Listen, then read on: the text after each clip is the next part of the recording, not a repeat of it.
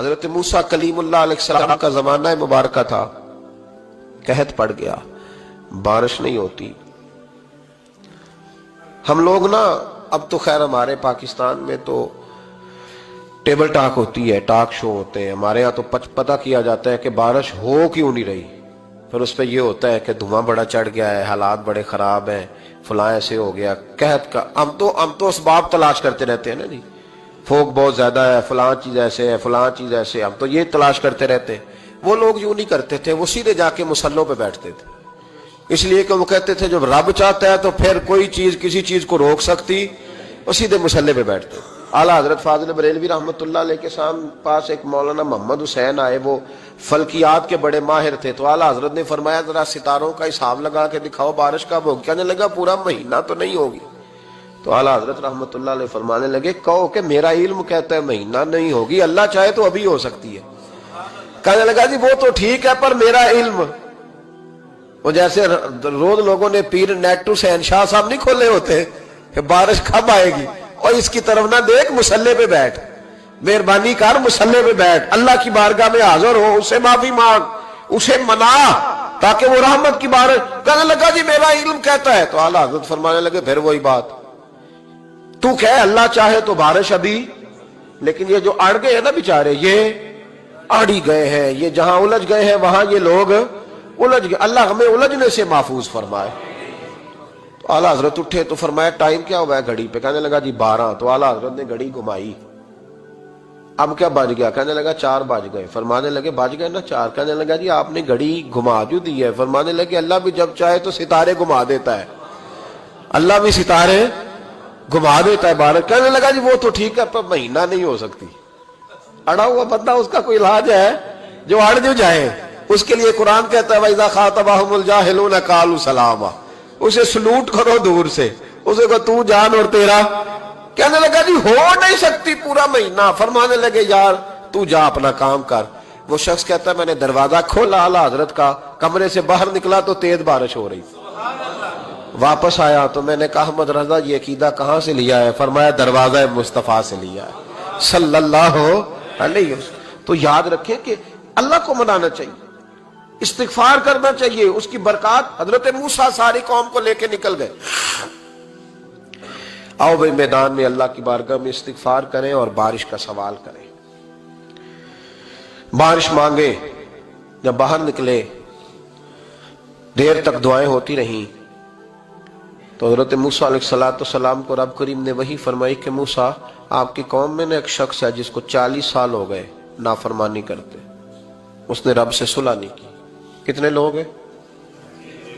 ایک، اور 40 سال سے وہ نافرمان ہے، اس کو مجمع سے نکال دو بارش ہو جائے گی۔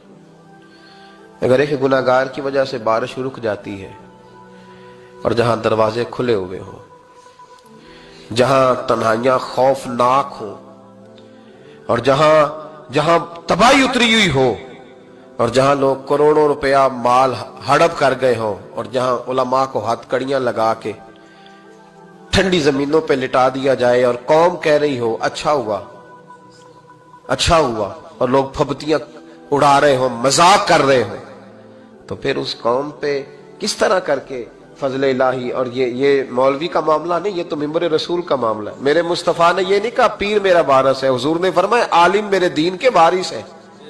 ہاں حضور نے فرمایا جس نے عالم کے چہرے کا دیدار کیا سمجھے میں نے اپنے نبی کی زیارت کی ہے۔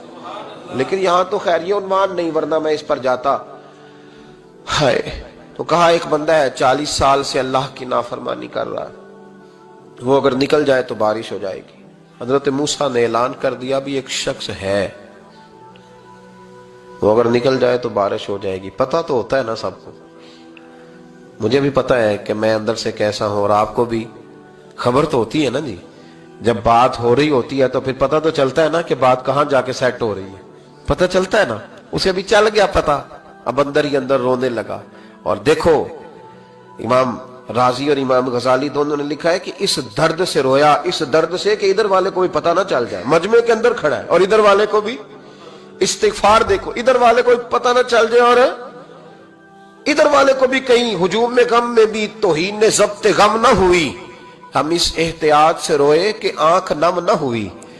ہجوم میں غم نے دی توہین نے ضبط غم نہ ہوئی. ہم اس احتیاط سے روئے کہ آنکھ نم نہ ہوئی. روئے بھی پر کسی کو آنسو نہیں دیکھنے دیے.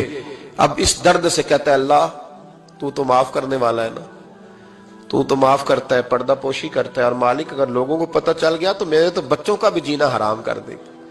یا اللہ میری تو آنے والی نسل بھی تڑپ کے وقت گزارے گی. مالک تو معاف کر دیا کرتا ہے, لوگ نہیں معاف کرتے. اے اللہ یہ میری خوبیاں بھول جائیں گے, میری خامیوں پر بات. مالک میں یہ ذلت نہیں برداشت کر سکتا, فضل فرما. حضرت موسیٰ نے دوبارہ اعلان کیا, نکلتے ہو کہ نہیں نکلتے؟ پھر تڑپا, خداوندا مجھے بے آبرو نہ کر.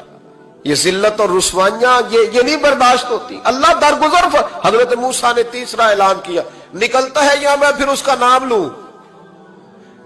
اللہ سے پوچھ کے نام لوں اس کا, بتاؤ کون ہے؟ اب تو تڑپ گیا, کہنے لگا مالک میں تیری بارگاہ میں استغفار کرتا ہوں, آئندہ نہیں کرتا, آئندہ نہیں کرتا. یہ لفظ ادا کیے, بندہ کوئی بھی نہیں نکلا. رب کریم نے بارش عطا کر دی, تیز بارش. جب برسی نا تیز بارش تو لوگ تو نہیں دیکھ کے دوڑ گئے. تو حضرت موسیٰ کہنے لگا یا اللہ مجھے بھی تو بتا, تو نے کہا تھا کہ جب تک بندہ نہیں نکلتا بارش نہیں ہوگی. تو نکلا کوئی بھی نہیں, بارش ہو گئی, ماجرا کیا ہے؟ تو رب کریم نے فرمایا موسیٰ بس اس نے مجھ سے صلح کر لی, اس نے مجھ سے صلح کر لی. اور امام غزالی نے لفظ لکھے, حضرت موسیٰ نے پوچھا, حالانکہ اللہ اپنے نبیوں کو غیب کے خزانے دیتا ہے, پوچھا کہ اے اللہ مجھے اس کا نام بتا دے. تو رب کریم نے فرمایا موسیٰ جب گناہگار تھا تب نہیں کسی کو بتایا, جب پاپی تھا تب نہیں بتایا, جب مجرم تھا تب نہیں بتایا, اب کیسے بتا دوں؟ فرمایا اس کی میری صلح ہو گئی ہے. اور فرمایا جو بارش نہیں نہ ہو رہی تھی وہ بھی اس کی وجہ سے نہیں ہو رہی تھی, اب جو ہوئی ہے نا تو یہ بھی اسی کی وجہ سے ہوئی ہے. یہ بارش اب جو ہوئی ہے تو یہ بھی یہ اس گناہگار کے سبب سے. اپنی راتیں اللہ کے ساتھ گزارے, مصلی پہ بیٹھے. میرے صاحب رحمۃ اللہ علیہ سے جب کو کہتا نا کہ بڑا پریشان ہوں تو کچھ بتائیں, تو فرماتے آج رات مصلی پہ بیٹھ کے اپنے رب سے بات کرنا, میں بھی بات کروں. بندوں کو دکھ بتانے سے عزت میں کمی آتی, اور اگر اللہ کو بندہ اپنے دکھ بتائے تو اللہ عزتیں بڑھا دیتا ہے. ترمذی شریف کی حدیث ہے, نبی پاک علیہ السلام نے فرمایا اگر تو دنیا داروں کو دکھ بتائے گا تو اللہ تجھے غنی نہیں کرے گا, اور اگر تو اپنے رب کو بتائے گا تو اللہ بڑی جلدی تجھے دنیا سے بے نیاز کر دے. تجھے لوگوں کی ضرورت نہیں رہے گی. استغفار کریں, کثرت سے کریں, ذوق سے کریں, مصلی آباد رکھیں.